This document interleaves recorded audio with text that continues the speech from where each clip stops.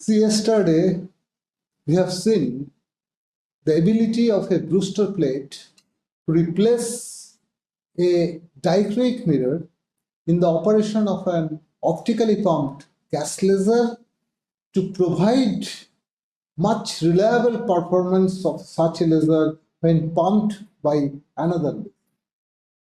Let me very briefly again go through as to how does it work. You know very well that reflection of light not only depends on the angle of incidence but also on the polarization of light. So what actually I mean is that suppose light shines on, let us assume, a rectangular glass plate. So as you know, part of light will be reflected, another part will be transmitted. Now this reflection of light or as well as transmission of light not only depends on the angle of incidence but also on the polarization of this incident. The dependence actually is represented in this. As you can see, at an angle of incidence, which is called Brewster angle of incidence, the reflectivity of the p-polarized light is that polarization which is contained in the incident plane. Incident plane basically is the plane that contains the incident light and the normal to the incident surface. So this is the normal, this is the incident light. So this plane of paper is the incident plane. So the polarization which lies on this plane is this polarization is called p polarization. And the polarization which is perpendicular to this plane is called S polarization. So for p polarization, the reflectivity at Brewster angle of incidence is 0. That means p polarization cannot be reflected for this Brewster. This actually depends on the refractive index of this medium. However, the orthogonal polarization, that is the S polarization, which is perpendicular to the incident plane, can be both reflected as well as transmitted. So this is the reflection and rest will be transmitted. To take advantage of this property for this application where it can actually replace a dichroic mirror. So how do you do it? You see, you use such a Brewster plate and put it as an intracavity element in this optically pumped laser. So let us see how it works. You have the gaseous medium which you have to pump, and you have to pump by another laser. Because as you know, such a gaseous medium cannot be pumped by a conventional light. You already know it, I'm not going into any more detail. So this is that plate which you have put it at a Brewster. That means now your pump laser, you make it polarized. You know the output of the laser can be made, a laser can be made to produce polarized light. I'll just come to it in a while. But this pump laser actually emits polarized light. And you make it to emit S polarized light. That is the polarization which is perpendicular to the incident plane. So incident plane is here. This light shines onto this Brewster plate, and this is the normal to this Brewster plate. So the plane of this paper is the plane of incidence. So the polarization is perpendicular to this plate. So now you know that the S polarization can be both, this is Brewster angle, theta b, and this is S polarization. So it can be, this is the reflectivity. It can be both reflected as well as transmitted. So this polarization part will be reflected and the other part will be transmitted. It will just get out, escape, don't bother. Now the part which is reflected, it will travel through the active media and therefore it will pump it. I'm not going into the detail of pumping. So this laser operates at λ1 and it pumps it at that wavelength, the pump level, and eventually the gain occurs between the lasing transition and the lasing transition occurs at a different wavelength, λ2. λ2 is of course more than λ1. We know this. So then the gain has been created at this wavelength. So first there will be spontaneous emission. And stimulated emission will be seeded by that spontaneous emission. Not spontaneous emission will give out light of random polarization. So the light that will be emitted by spontaneous emission will have random polarization. That means it will have both P and S component.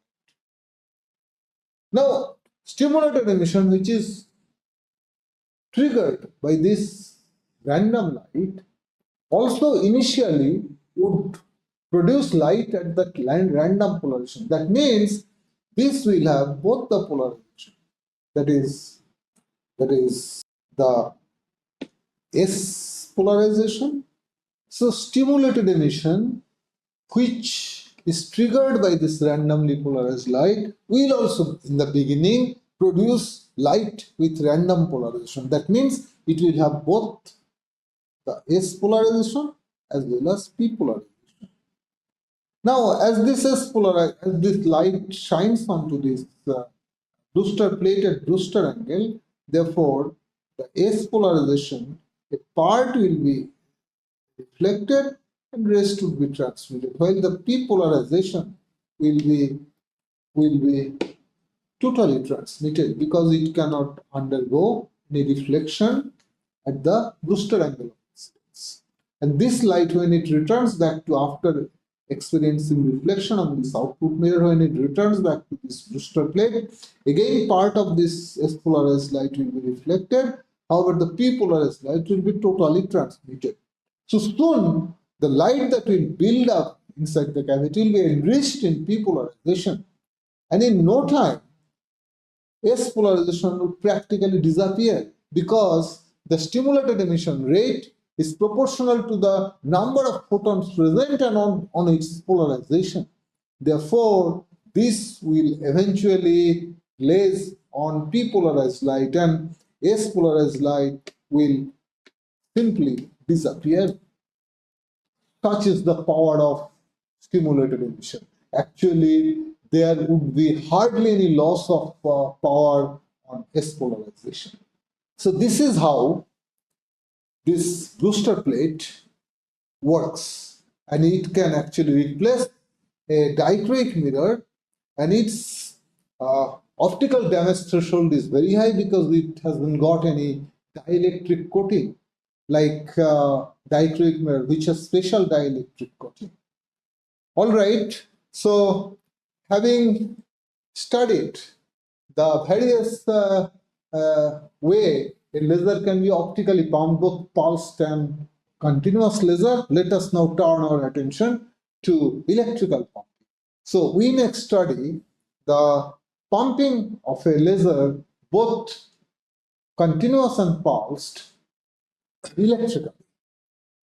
See, in the operation of lasers, the primary source of energy is usually electrical. And this is true for almost all the lasers that operate today. Now, while optically pumping a laser, regardless of whether by conventional source, that is a flash lamp or an arc lamp or a laser, the input energy drawn is first consumed to generate photons that would eventually pump them. This intermediate step invariably brings down the wall plug efficiency of the laser.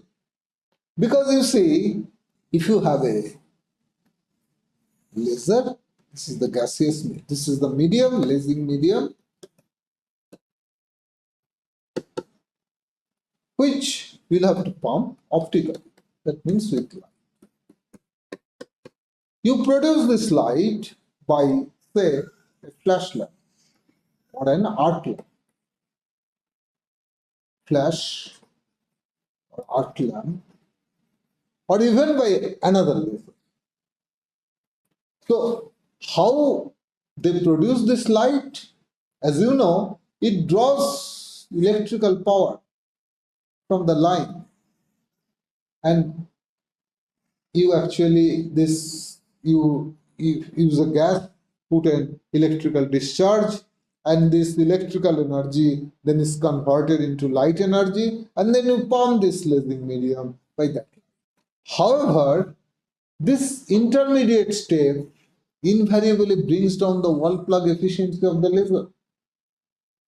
For example, if the flash lamp converts 50% of the electrical energy into optical energy and then converts 10% of the flash lamp light into coherent light, then wall plug efficiency is clearly 5%. That means what it says is that, suppose, let us assume that this laser gives out an optical power 1 watt, and we draw for this an electrical power which is 100 watt.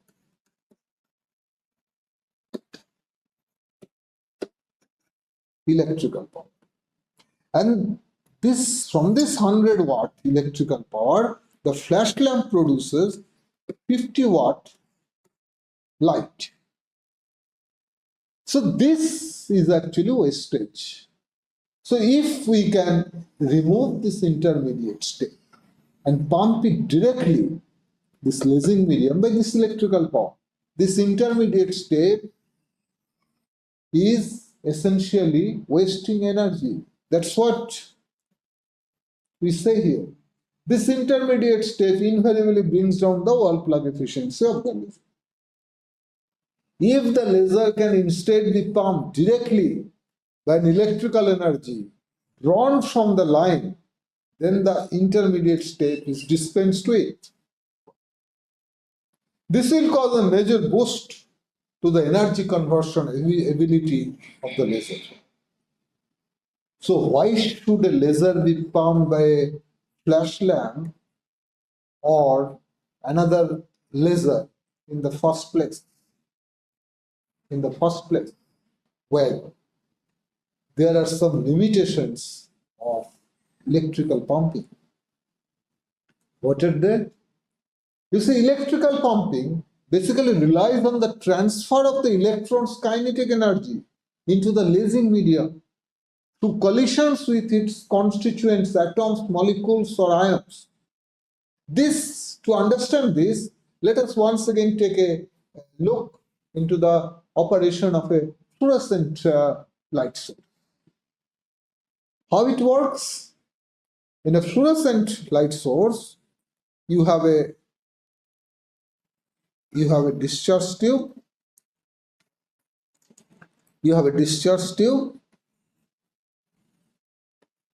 You apply voltage to the tube, and there will be inevitably some electrons, stray electrons will be present, which will experience a force that is given by the product of the electron's charge and the applied electric field. Applied electric field is basically the voltage that is applied divided by the applied electric field is basically the voltage divided by the spacing between these two electrons. So the stray electron would then move towards the positive electrode because of this force, with an acceleration which is given by the force by the mass of the electron. Of course, there will be equal number of positive charges also present here, stray charges, but because stray charge, the positive charge will have much higher mass compared to the electron, so its acceleration will be much less, and therefore we don't consider that. And as the electron moves, it actually acquires velocity, and thus it acquires kinetic energy. The electron then collides with this kinetic energy, then collides with a neutral species, which can be light emitting species, which is present here, which can be an atom, molecule, or even an ion, and transfers part of this kinetic energy as the internal energy of the atom. The atom gets electronically excited. So the atom is initially the atom will be in the ground state, and after colliding with the electron, it will climb up to the excited state, and from there it will make a transition to the ground state and light will be emitted.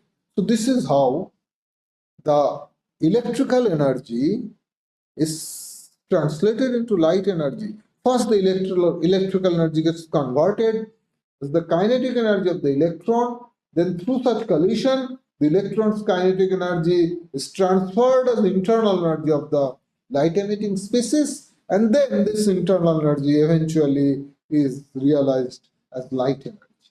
Now you can see, for this then, you need a collisional environment. Electron must be able to collide with atom, molecules, or ions. So this is impractical for liquid or solid medium. Electrical pumping is thus not viable for liquid and solid state lasers. The only exception is, of course, semiconductor lasers. We will know more about this when we study semiconductor laser in detail in some of the later classes. Now, the ability of a gaseous medium, on the other hand, to present a collisional environment makes a glass laser most suitable for electrical pumping of both continuously working as well as pulsed operation. So now you know that why to pump certain laser, basically liquid and solid state laser, electrical pumping will not work. That's why you need that intermediate state. That is where you convert electrical energy into light energy, then use that light energy to optically pump the solid and liquid state lasers. So, okay, so how do we electrically pump a gas laser in the continuous mode? So electrical pumping will not work for solid state or liquid lasers. So how do you pump a gas laser electrically? So the experimental schematic is almost same employed for operating an arc lamp, except that the discharge sustains here as a glow discharge. In an arc lamp, the discharge is sustained. It discharges filamentary nature. It is the arc discharge. Why? Here, the discharge actually fills the entire volume, enclosed volume that is in this enclosure. The underlying physics of conversion of electrical energy into light remains same as that of fluorescent tube light. We just described this. Basically, inelastic collision between energized electrons, which acquires kinetic energy in the discharge, and gaseous atoms, molecules, results in creation of population inversion between the desired energy levels. In case of fluorescent tube, you just create population, excite some of the ground state atom to the excited state. You need not attain population inversion because spontaneous emission will automatically occur and it doesn't require a population inverted state, and so light will be produced in case of a fluorescent tube. But if you have to make a laser, then you have to create population inversion. So you have to accordingly choose the energy levels. So you basically pump it here. The electron, after colliding with this light emitting species, will pump it to the pump level, then from there it will quickly relax to the upper laser level. This is the lower laser level, and the lasing emission will occur between this when you create a population inversion between these two. Now, under condition of CW pumping, the power supply also continuously feed. Only then it will work in continuous mode. When this gain medium when this placed inside a cavity, this is the cavity, it comprises of a partially transmitting mirror and the fully reflective mirror. One of the mirror, of course, has to be concave. Coherent light emerges as a continuous, coherent photons emerges as a continuous, coherent photons emerges as a continuous beam of light. To ensure glow discharge, operating pressure is kept low. Why operating pressure is kept low? First of all, why glow discharge is required? Because, say, if you will have an arc discharge like an arc lamp, this is the electrode, and you have an arc discharge. That is where the current flows through a very narrow cross section. Then the light emitting species which is lying outside this region will not be able to collide with electrons, because electrons will be only there confined into the region of discharge. So if you have to involve all these light emitting species, the discharge must fill the entire volume, entire enclosed volume. So the discharge has to be a glow discharge, not an arc discharge. Now if you increase the operating pressure, then the discharges tend to be restricted and it will actually grow into an arc. Why? Because you see, as you know, that there will be in the gaseous volume, there will be only some stray charges. But stray charges are not distributed uniformly. In some region, stray charge density may be more, as in here, compared to the other regions of this. So then, number of electrons will be more here. So the chance that more current will flow through this region also will be more, because initially the stray charge density is more. And if more current is flowing through this region, so chance that more electron will be created will also be more here. So once more current tends to flow across the region, it will continue to be a regenerative, more and more current will flow until and unless this instability actually diffuses into the rest of the volume. So this will work for a low pressure. The instability will diffuse into the rest of the volume, because at low pressure the mean free path of the electron will be more. So it will actually allow the instability to diffuse and be shared with the rest of the volume. However, if you increase the pressure, then the electron's mean free path will be very small, very short. And so this instability will stay localized, and eventually this will tend to, discharge will tend to be restricted only across a narrow region, culminating into a filamentary kind of discharge. If you would reduce the pressure at a low pressure only, you will be able to fill the interval. So that is why, to ensure glow discharge, operating pressure is kept low. At high pressure, the instability, if it grows, that is inevitable. There may be some instability, local instability, which will not be able to diffuse into the rest of the volume if the pressure is high. And so, for operating a continuous laser, it cannot be operated at a higher pressure. if you have to get a glow discharge, and glow discharge is very essential so that all the light emitting species participate in the process of lasing. And often a surrogate gas is also mixed to enhance the pumping efficiency. For example, for a helium neon laser, the light emitting species is helium. Light emitting species is neon, but helium is added with it to increase the pumping efficiency.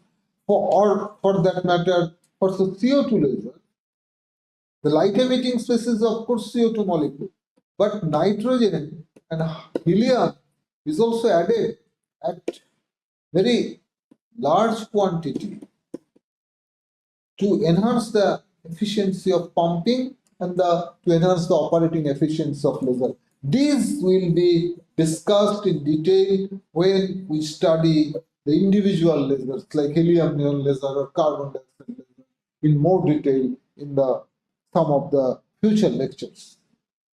So now let us come to electrical pumping of a pulsed gas laser. Now, we know that the low operating pressure of CW laser limits the maximum achievable power. See, if you have to increase the power, there has to be more number of light emitting species. So at low pressure, the density of light emitting species is low. So to increase the pressure, you will have to increase the density of light emitting species. So if you do not want to increase the density, the pressure, then what would be the other way that you can increase the pressure? You can of course increase the length of the activity to increase the output power. You can increase the length. But as increasing the length beyond the point is impractical. Output power is therefore increased by increasing gas pressure. Why impractical? Suppose you may have a typical length of the discharge to be say 1 meter. You can increase it to say 2 meter or 3 meter, but you cannot increase it to tens of meters. This is impractical.